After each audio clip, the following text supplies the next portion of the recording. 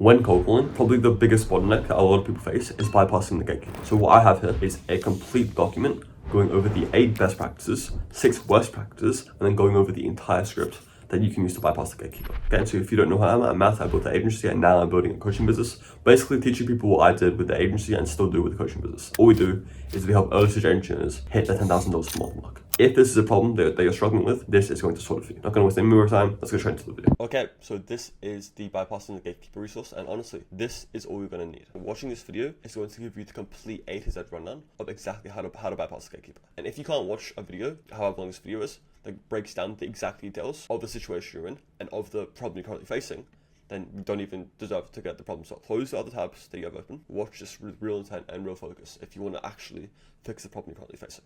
Okay, don't just watch it like this is a regular YouTube video you're watching for entertainment. Take the time to actually be focused and watch this in full. First of all, we have 8 best practices for you to do. So the first one here is pay attention. Listen to their name, listen to what they say. It's going to be a very common situation where maybe you have to call back tomorrow. And if you can listen to their name and note down their name, which we have in our tracker, like, we have a spot there for the gatekeeper's name. If you can listen to their name and listen to exactly what they're saying, then it's going to be very, very easy for you to, build up that level of micro rapport, which means tomorrow, when you call them back and say, hey, Julie, it's Matt here, it's going to be much more likely that they do hand you over to the decision maker. Then maintain control of the call the entire time. Okay? And I'm going to give you some more instructions on how to do this later, but this is just more of a macro thing for you to keep in mind. You want to be the one that's controlling the call. They're going to ask you questions. You need to answer them in a way where you're controlling the call, you're incentivizing the actions that you want them to take. And obviously, as I said, more on this later. Best practice 3 is very simple and very similar. Maintain a sense of authority. You're the one that's calling the shots in the call, and I'm going to show you how to do that a bit later. Then, be vague. So never allude to or give too much away. So you're going to see this in the scripts, but seldom do we ever say, I'm working with XYZ marketing company. Of course not. You want to keep a high level. And really, a lot of the time, the reason that the gatekeeper will hand off the phone to the DM is because they don't really have too much clarity on what's going on, and they just, to play it safe, they're just going to give the phone to the decision maker just to be sure and just to be safe. Short statements followed by silence. So you're going to see in the script, it's very simple. Like, it's 1-2 sentence long things at the very max. Usually it's even just a couple of words and then silence. Because if you say, yep, that's fine, thanks, and then you're silent, and what that's going to do, it kind of create a bit of awkward silence there.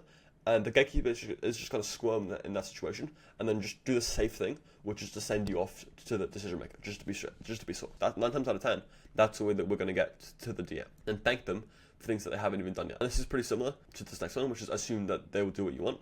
So saying something, so if they ask you a question, and you say, yep, no worries, I'll hold for them, thanks. And then, once again, using that silence too.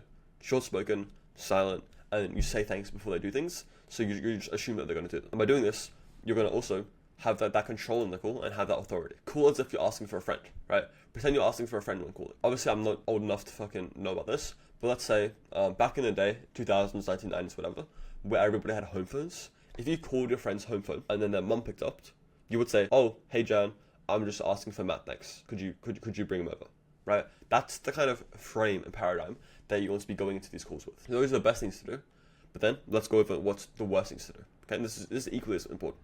First of all, never pitch the gatekeeper. This is ground rule, first principle, do not pitch the gatekeeper. And I see it so many times in the coaching calls that I do. The gatekeeper picks up and then someone just goes straight in to the pitch with the gatekeeper. 9 times out of 10, what's going to happen from that? The gatekeeper's going to say, cool, okay, we're not interested. Or, cool, send over an email. And that's not what you want to happen. Of course, you want to book the call while on the phone. Ground rule, please never pitch the gatekeeper. And don't end your phrases with an upward inflection. Stay where you want and shut up. If you're nervous, if you look like a salesy marketing guy, end your statements with an upward inflection, like that, it's just going to make you look a bit more weird. And what it's going to do is decrease your level of authority and control in the call. And don't say anything that makes you sound like a salesperson, right? So even let's say, if they ask, where are you calling from? Let's say you have to say the name of your agency. If your agency is called paper advertising, you wouldn't say the word advertising. Because advertising, boom, red flag in their brain, not interested. So you would say, I'm just from paper.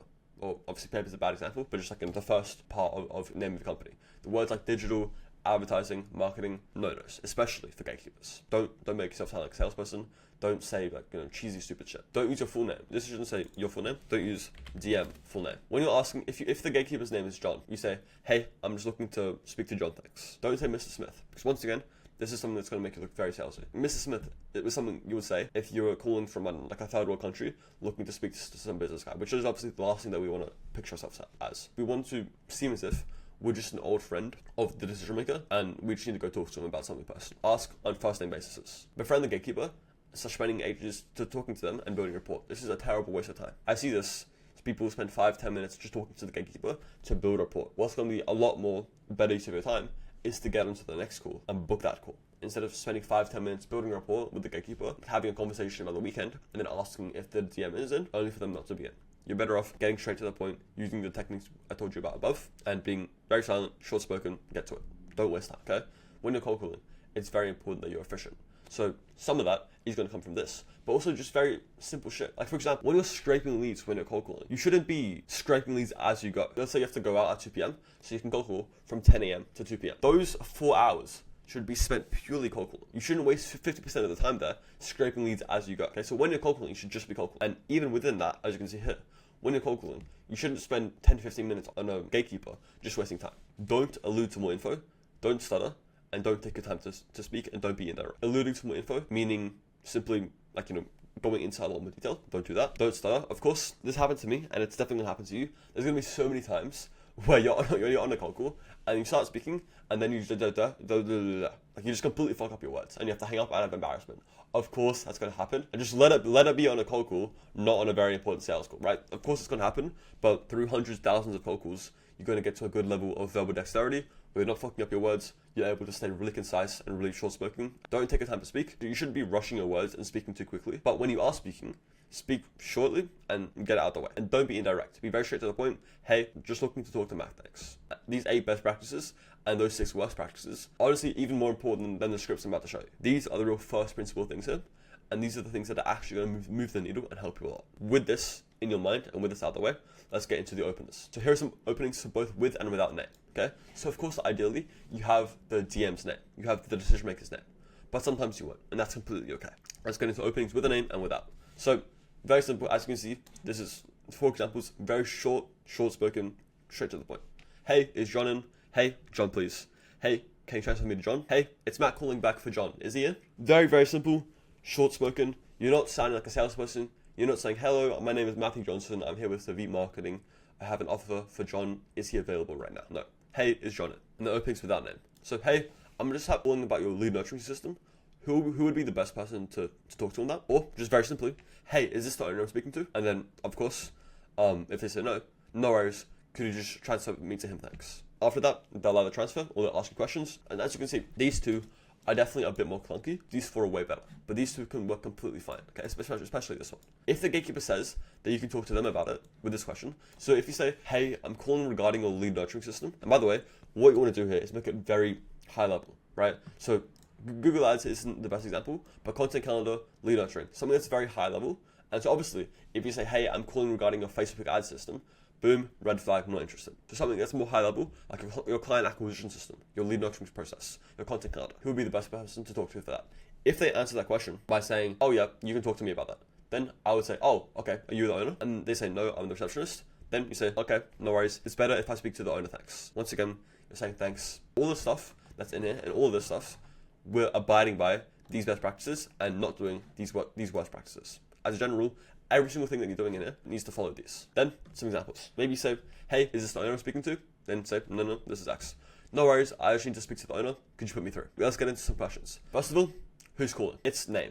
I'm pretty sure he'll know me. So, it's Matt, I'm pretty sure he'll know me. The key thing here, you say, it's Matt, I'm pretty sure he'll know me, and then you're silent. And you shut the fuck up, and either they transfer you, or they ask you another question, and you answer it, you're silent, and they transfer you. Will he know what it's about? He should, yeah. What's it regarding? He'll know what it's about. A big thing that people get wrong when it comes to bypassing the gatekeeper is they care too much about gatekeeper context. 99 times out of 100, if you say, he'll know what it's about, or it's personal, it won't matter. And then they'll transfer you, and they'll say, hey, a guy called Matt wanted to talk to you, here's a phone. And so people think that they need to explain in full detail, and if they don't, then the DM's gonna scream at them for lying. But it's not an issue at all. You should just say, he'll know what it's about, or he'll know what it's about, it's a bit personal. Stuff like that, completely fine and works fucking wonders. Where are you calling from? Either you can say Savit or the name of your company, and not advertising. I'm gonna put here. So if your name is Savit Marketing or Value Advertisement, paper digital, paper marketing, paper whatever, do not include the red flag word of advertising, shiny, whatever. He'll be familiar with us. Or you can take the path of just being completely inconspicuous and really taking the sales resistance to 0 by just saying, oh, just Sydney. Like what? Oh, nothing like that. I'm from Sydney. making yourself not look like a salesperson whatsoever. And of course, when we talk to the DM, it's going to be, the switch is going to be flipped immediately, and we're probably going to come in with some type of transparency pitch. We're saying full transparency, I'm a salesperson. But when you're talking to the gatekeeper, nothing like that is needed. So let's get into some notes. This is kind of more first principle ground rules of cold calling is conversations with the DMs, not dials or gatekeeper conversations. You don't want to have these long conversations, they're a complete waste of time. Okay? Gatekeepers are trained to handle and reject calls from salespeople. That's why we try and look so inconspicuous. They are not trained to handle people who act as if they're calling up and asking for a friend. Using short sentences and then silence is going to be amazing here. Silence is your biggest weapon here. After making your request, shut up and watch them squirt. If they say, will he know what it's about? And then you say, yeah, he should. You're silent, and they're going to be, okay, I'll send him to him now. They're going to squirm, and they're going to put you over to the gatekeeper, because you don't look like a salesperson. You look like someone that's important that the DM needs to speak to. Your tone and mannerisms will do 90% of the talking. If you come back up to here, these two are going to be very important, and they come down purely to your tone and to your mannerisms. Maintaining control and maintaining authority, it's just mannerisms. You must genuinely act as if you're calling and asking for a friend to check up on them. You need to have that unspoken vibe that says, okay, I should probably put this guy or go through. That they sound like the kind of person that John needs to talk to. That's what you want the gatekeeper to be thinking. Very important. You need to have that vibe and kind of that, like I said, that aura of like authority and importance. They need to think that this is someone that the DM should probably be speaking. Assume they're going to do what you want them to do. After making your request, using an assumptive phrase like, I'll hold cheers. Thanks for that. If they say, will he know what it's about? You can say, he should, yeah, I'll hold thanks. And of course, I said that very fast. Make sure when you're on the cold call, you're relaxed, you're calm, and you're confident. So if they say, will he know what it's about? And you can say, yeah, he should, I'll hold thanks. Very simple. I said this before, I'm saying it again because it's so important. Don't bother befriending the gatekeeper. Cold calling is about volume. It's about repetitions. And the opportunity cost of spending 2 to 3 minutes per call chatting up the gatekeeper is a waste of time. So let's say, you try and build some rapport with the gatekeeper and you spend 5 minutes on the call with them. In the time, you could have called 5-10 more businesses and booked a call. It's only worth befriending the gatekeeper when you're trying to get through to an absolute whale of a client. And of course, if we're dealing with some super high-tech niche, it's not a volume game, and it's a big whale client that's going to be like $25,000 upfront, then of course, okay, take some more time, befriend the gatekeeper, because when you're dealing with ultra high ticket, it's a longer sales process. But with general agency sales, not at all. Get through to the decision maker without worrying about the gatekeeper's context. Whatever the gatekeeper is going to say to the owner about what it's about, it's not important, okay? So for example, if you say it's personal business to the gatekeeper and then worry the decision maker is going to give you hell, just don't. If you can get through, the decision maker will respect your efforts, and the approach we're going to use is going to open them up and disarm them anyway. So either way, it doesn't matter. The majority of the time, there's not going to be any context. The call's just going to go through. Even when there is, the decision maker is going to respect you for it. And of course, even with this said, 1 time out of 100, they're going to get mad. But the cool thing about when someone gets mad on a phone call is you can just press hang up, and it doesn't matter, okay? So do not worry whatsoever about gatekeeper context. This is the thing you need to understand. A gatekeeper has 2 functions. Number 1, never put through the wrong call, and always put through the right call. You need to make yourself sound like the right call that needs to go to the DM. Make them want to get rid of you by passing off to the decision maker, right? When you're saying thanks, when you're being short-spoken, when you're being silent, they're going to be like, oh, I don't know what to do. I don't want to like accidentally not put through a really important call, so I'm just going to put it through to be safe. This is it, right? These specifics around the script aren't as important as these best practices, worst practices, and those notes, okay? If you come at it from this right frame, you're very short-spoken, you say thanks, you keep it vague, you keep it short, and you optimize for just getting towards the DM, no matter what, you're going to be very, very successful in bypassing the gatekeeper. Okay, and one last thing here that you need to know is regression to the mean. Okay, when you're cold calling, especially when you're a beginner, you're going to be very emotional. You do 5-10 calls, they don't go your way, and then you think it doesn't work. Don't let that happen to you. You should be judging whether this works for you off of 250 to 500 cold calls. Probably on the 500 side. It's really stupid to make big decisions off small data sets. If I flip a coin right now, if I flip this coin, right? Flip it. Oh shit. And it's landed on heads, right? It's on heads. Does that mean that this coin has a 100% chance of landing on heads? Of course it doesn't, right? Averages will not present themselves in small data sets. You need to have a high volume of calls to accurately define your metrics. If you hit 5 gatekeepers and they also know, that doesn't mean it doesn't work. It's the equivalent of flipping the coin once. You just haven't done enough work to have the data set show up properly. And the same way with really good stuff, okay? So the same way that you shouldn't be really pessimistic, you shouldn't be overly optimistic. Okay? You don't want to have it be where you do 5 and they all go perfectly and you book 2 meetings and you think, wow, this is the best script ever. And you do 300 more and you don't book any meetings. Be rational and don't let your emotions get the best of you. So this doc will be in the link in the description. If you are an early stage agency owner, meaning you're making between 0 and 5K per month, the first link in the description is for you, and then obviously after that will be the stock. And just really quickly, obviously please do all the YouTube stuff, like, comment, subscribe, and specifically comment videos you want to see, and comment places where you're struggling. Because this entire channel is here to serve you and to help you and to give you value, right? So tell me where you're struggling, and I'll make videos helping you. So I'll see you in the next one.